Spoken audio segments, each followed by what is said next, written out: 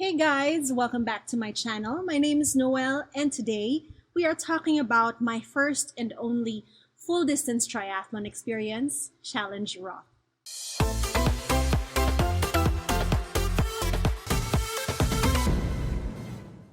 Now the reason I'm not using iron distance or Ironman in this video when referring to Challenge Roth is because Ironman is technically a trademark term. It's technically a brand, and Challenge Roth, even though it's the same distance as an Ironman branded race, is not under that brand. It's 220 kilometers total. That's the full distance triathlon. I don't want to give off the wrong impression, and I don't want to fall afoul of Ironman when they start enforcing their trademark. But anyway, you know that it's the same distance and it takes the same effort to train for it and race it. I never really thought that I would get to the point in my triathlon journey where I would do a full distance, where I would do 3.8 kilometers of swimming, 180 kilometers of cycling, and 42 kilometers of running. Coming from somebody who finished a marathon, 42 kilometers, and then moved into triathlon, I definitely thought that having a marathon at the end of a long single-day endurance race was definitely pushing the limits of my body. And also during my triathlon journey, I really took my time to go through all the distances because I wasn't sure if my fitness, if my body could handle moving up in distance. And that's why in my first year, I did super sprints and mini sprints. In my second year, I moved up to sprint. In my third year, Olympic. Fourth year was when I thought of doing or registered for half distance, or what is more commonly known as a 70.3, even though that's actually also branded and trademarked. And then after a half distance, which I thought would be the end of it for me because there is an Ironman branded half distance race in the Philippines that I really wanted to do, Ironman 70.3 Philippines in Cebu. And I'd done that, so what's next? And in came Challenge Philippines. Now, Challenge Philippines is a defunct race. You might find the promo video of it here on my YouTube channel. But it ran in 2014 and 2015 here in the Philippines. It was raced on a really difficult course in Bataan over the mountains of Morong. When it comes to difficulty classing, Challenge Philippines was definitely much harder than a regular half-distance triathlon. And it just so happened that they were also raffling off a slot to Challenge Roth, which is a full distance race in Germany in the little town of Roth. It's actually the birthplace of the entire Challenge family brand. And also it is one of the biggest full distance triathlons in the world. And it tends to sell out in minutes when registration opens, so it was very difficult to get in. Unlike the Ironman World Championship in Kona, it is not a world championship, and you can simply register for it. You don't have to qualify for Roth.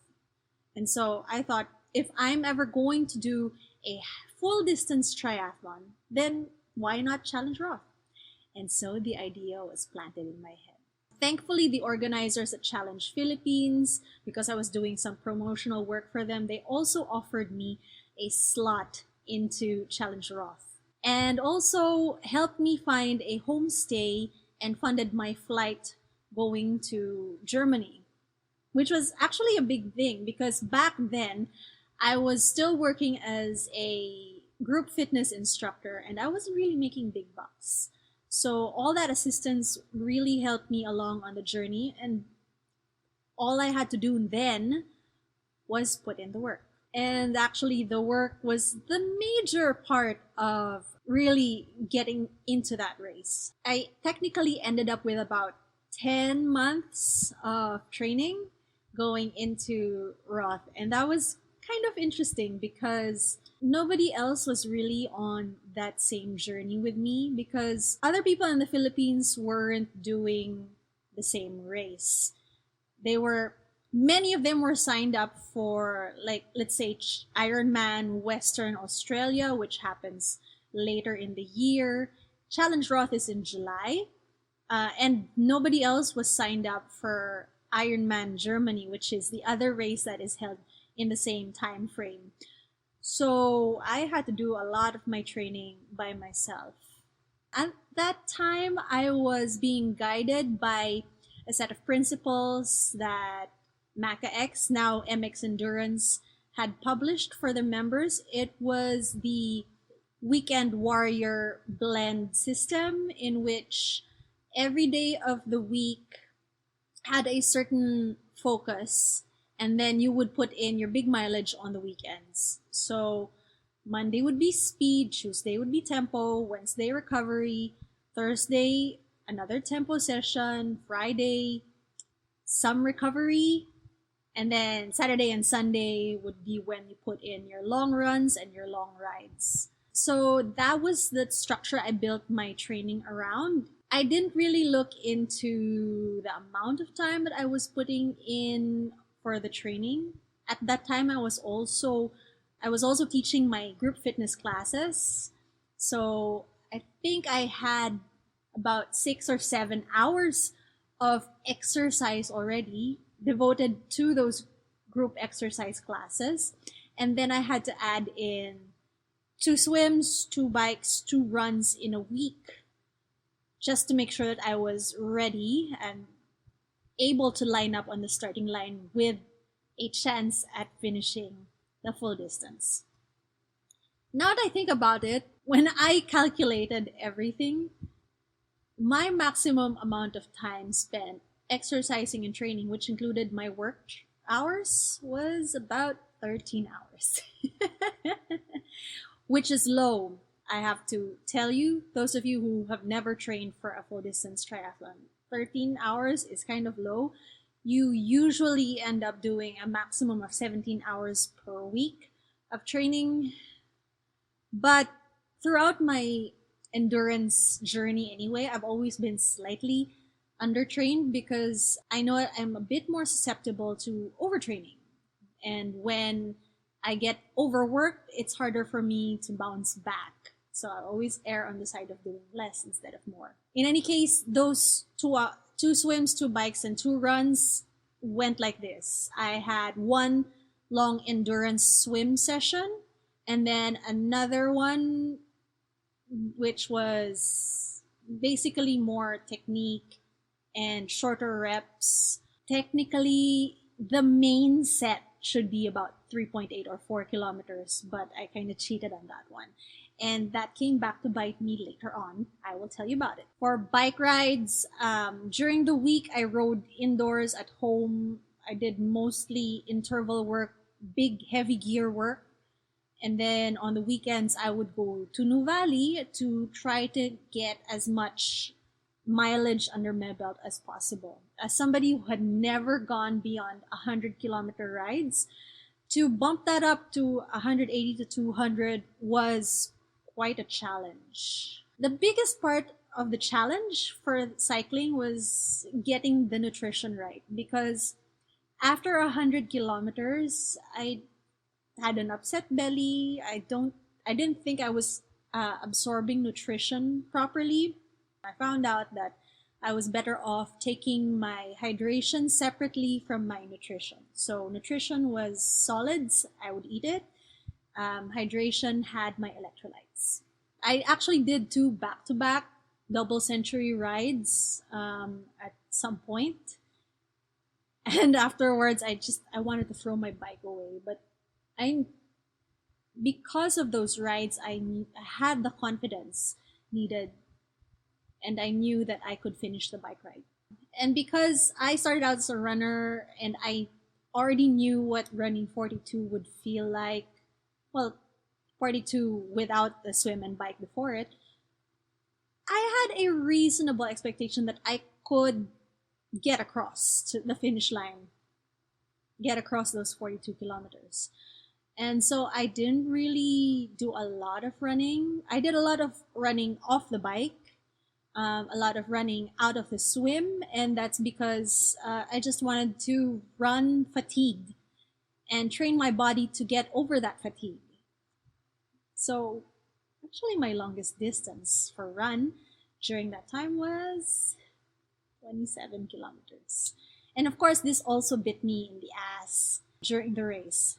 And we'll get to that in a little bit. So my target was really to finish. Challenge Roth, unlike other full distance races, had a 15-hour cutoff. Other full distance races have a 17-hour cutoff. So my target was number 1 to finish the race and number 2 to finish the race in under 15 hours. Now, I already had a sub 6-hour half distance finish, but you can't just double a half distance and call it a day. That would take me to about 12 hours for a full distance. And somebody told me, yeah, you can expect to add about 2 hours to that finish time.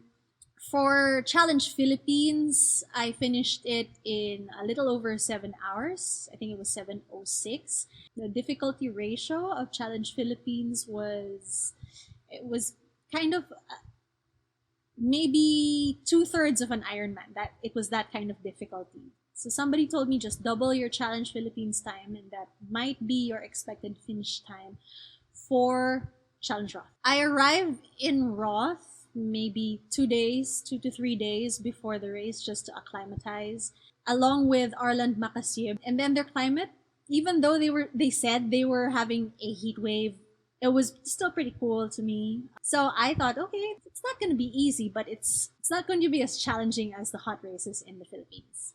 So what happened in the race? I started the race with Coach Annie De Leon Brown. Technically, we were the first 3 Filipinos to start and finish the full distance at Challenge Roth. Women started at 6:45. And off she went. I couldn't understand how I felt. I'd done a few practice swims in my wetsuit back home. I'd done one practice swim in the Main Donau Canal, which is a river and the venue for the swim. But I had not expected it to be that cold at 6:45 a.m. because my practice swim was at 9 a.m. I think it was a combination of a panic attack and an asthma attack, but I was really having trouble breathing while doing freestyle. And so I flipped over on my back and I started doing backstroke. And I did backstroke for approximately 2 kilometers of that 3.8, which is embarrassing, but it is what it is. And then I felt the water start to warm up. And that's when I was able to flip over onto the front and start doing freestyle. Yeah, par for the course for my ability, and also because I had not trained enough. The bike leg was probably the only leg that I was fully prepared for. But what I was not prepared for was an accident caused by somebody coming from behind me. I was barely past 40 kilometers on the bike leg. It's actually quite a rolling course, and you're never going to feel like you get into a rhythm because you need to constantly shift gears with the rolling course. I had just gotten past the first long incline. Not many people actually do get to recon that part of the course because they stay closer to the town of Roth or even up in Nuremberg. So they'll recon the part of the course with the famous Solar Hill, but they do not recon Kalvarienberg, which is actually the first climb of the course. And Kalvarienberg has a descent which is kind of technical. So you're riding on your aero bars going up Kalvarienberg, and because you have not done recon work, you do not expect that there are twisty descents. I actually felt the descent kind of turning technical on the first twist down. So I said, oh, I have to get out of my aero bars. So I was on my hood. So I negotiated the first curve correctly, and then the second curve. And on the third curve, I heard somebody from behind me screaming, in words that I cannot repeat here. So this person was screaming, and I thought, oh my god, if he smacks into me, we're both gone for, because there was a cliff on the other side of that curve. And so I was already bracing myself. I was kind of thinking, I'm going to slow down. I'm not going to try to get ahead of this person. And I just hope that they miss me and go in front of me or something. Nearly missed me. They nearly missed me. They clipped my front wheel. And I was just thinking, if I were going a little bit faster, they would have hit the body of my bike, or they would have hit me personally, and then we would both be in trouble. He had a broken collarbone because he had smacked into the railing. And me, I had a scraped elbow, knee, but that was it. That was my only injury. And I was like, okay, I need to flag down somebody who can help us. So I think 2 motorbikes came by us. They were aid motorbikes. Before the 3rd motorbike came by, stopped, and took a look at both of us. And he said, I'm going to treat the other guy first. I said, okay. I said, yeah, no problem. So while I'm waiting my turn to get treated, somebody else, another idiot, comes flying down that curve, screaming down that curve, and he crashes on the other side of me. So now there's this guy here yelling in agony as the paramedic was trying to get his arm up into a sling. And then there's this other guy on the other side of me also yelling because he had gone and broken something. And I was like, okay, so what's wrong with me? This guy has a broken collarbone. This guy has broken ribs. I have a scraped knee. What the hell am I doing here on the side of the road? Because I did not want to be the only person among us 3 Filipinos who did not finish. But I said to myself, okay, I am going to try to get to the next aid station. And if I feel okay there, I'm going to get to the next aid station and the next aid station. And that's how I got myself through. So I finished the bike leg, thank God. I'm on the run leg. And now the undertraining on the run started coming back to bite me in the butt. Because by the 27th kilometer, I was drained. I had no motivation. And by then, the weather had turned from being nice and dry warm, which is comfortable for us Filipinos, but it's warm to the Europeans. It had turned towards drizzling and raining. So it was kind of cold. And I did not like that. My body did not like that. Also, the nutrition strategy for the run leg, it didn't really work because the gels I had taken with me, I was just not receiving well. I had to visit the portalets so many times. I just figured out that I had to subsist on Coke, water, crackers, some of the fruit that they had on the course. Basically, I had to survive. And then they started serving soup on the run course. And that soup was like, it was a miracle elixir. Because it was warm, it had salt, it calmed my belly. It was amazing. And I'm so thankful that they started serving soup on the course by then, because I don't think I could have gotten across that hump, because there was a hump from 27 to 33 kilometers that I just was not feeling. But the funny thing is, my body kept moving forward. The run part of the Challenge Roth course is along the canal, along the river, and parts of it are out and back courses. So if you got stuck on the out and called it quits, you would still have to come back all the way anyway. And for some reason, that really tricked my body and my brain into keeping on moving until I finally found my second wind. The finish. So many times we're conditioned to think that there's crescendoing music, motivational music, this big lift of emotions as you approach the finish line or during the race itself. And the reality was, it was all a big, non-stop, unending ugh. The feeling of ugh. Just grinding through, trying to get to the finish line.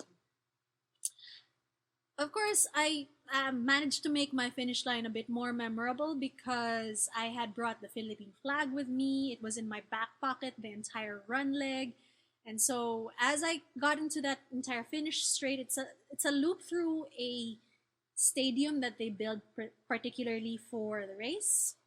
And as I lifted the flag up, I felt that crescendoing emotion, that big, beautiful finish feeling. And then I crossed the finish line, and that's it. That's it. Now, when you're doing a race outside the country and you didn't bring anybody else along with you from your friends or your family, there's really nobody there to celebrate with you at the finish line. Your fellow competitors are all off doing their own thing, trying to find their friends and celebrating with their own friends, but you, sorry. Thankfully, my host family, one of the members of my host family was a volunteer at Roth, Challenge Roth, and so she met me at the finish line and congratulated me. So I felt like I had some sort of family there for me. But yeah, it all felt kind of subdued and a little bit anticlimactic after, especially since I had to collect my bike and run stuff from the transition to, which was approximately 2 kilometers away from the finish line. So I had to walk limp the transition. Oh my god. Anyways, so many thanks to my host family, the mayor's family, for really taking me in and taking care of me during that time. I had a panic attack in the swim, I had a crash on the bike, I had an existential crisis on the run, but I finished. And my time was 13 hours and 55 minutes. In all, I think Challenge Roth was a monumental experience for me in the same way that my first marathon was a monumental experience for me, because I managed to prove to myself that yes, I can do this difficult thing, I can overcome it. I was proud to call myself a finisher. This is the finisher shirt, by the way. But would I race the full distance again? No. It's a huge commitment, not just for the race itself, especially if you're racing overseas, but the training takes such a long time. When I got back from the race and I started seeing my friends again, they said, "We haven't heard from you in such a long time. What have you been doing?" And I had absolutely no memory of the weekends I spent training. I like doing things intense and fast, and a full distance triathlon isn't the right place to do things intense and fast because you will burn out, especially if you've not been doing it for quite a long time. Those professional triathletes you see doing full distance races twice, thrice a year, and they're going full out. That's actually not their full out. They can go much faster, but they're really keeping the intensity a bit lower to finish the full distance. So it was a little bit frustrating for me because I'm an impatient person, as I've said in so many previous vlogs, to have so much of the race left to go through and you can't really make it go faster. You can say I'm a bit of a bucket lister when it comes to full distance. I've done it once, I know what I'm capable of, but I have no interest in seeing if I can go faster. I mean, I probably could with a bit better training, bit better preparation, but why would I want to put myself through that again? But there are some special people who do it to themselves twice a year, thrice a year, 10 Ironmans in 10 years so that they can get to the Ironman World Championship through the Legacy program, that sort of thing. All kudos to them. It's not me. Everybody's journey is different. Mine is, I did it once and I'm happy with it. Other people, they'll do it multiple times because they have found something in it that keeps them going. I forgot to show you the spoils from my attempt. Where is that? For my labors. At the finish line, they gave me this beautiful tumbler sponsored by Eldinger. That year was pretty special because it was the 30th year. And of course, I also got this finisher medal. It's alongside my first 70.3 finisher medal, alongside, this is my first ever triathlon medal, and this was my first standard distance triathlon medal. So yeah, I did get framed. I did not place. I think I was 11th in my age category then. But really, it's not really about how you place or what medals you get or what trophies you get. It's about achieving that distance, knowing you can achieve it, and yeah, bragging rights. Maybe I don't come to people and say, "Hi, I'm Noel de Guzman. I've finished a full distance triathlon."